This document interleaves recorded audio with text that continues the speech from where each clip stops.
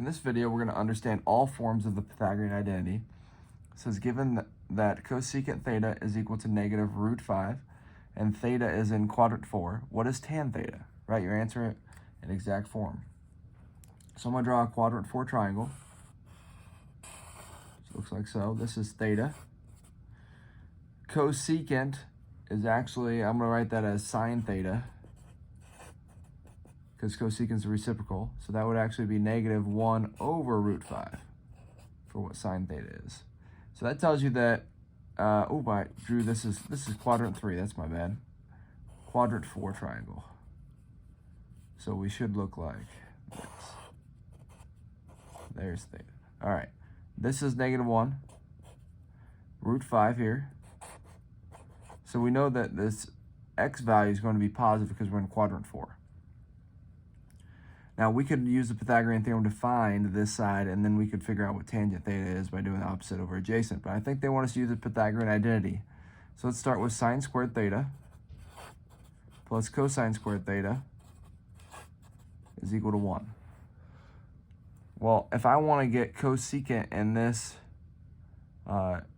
identity, cosecant's 1 over sine, so I'm going to divide each of these by sine squared theta, because if I do that, I'll have 1 divided by sine squared theta right here, which will give us a cosecant. So that's 1 plus cotangent squared theta is equal to, that would be cosecant squared theta.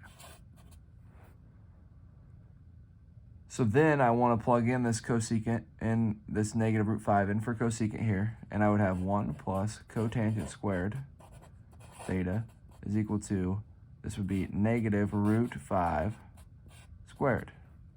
Well, that will give you 1 plus cotangent squared theta is equal to, if I take the square of negative root 5, I just end up with 5.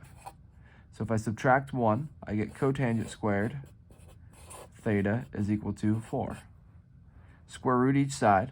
And remember, let's see, if I'm in quadrant 4, cotangent in quadrant 4 is negative. So we want the negative version of this. So we're going to take the square root of each side, and that would be cotangent theta.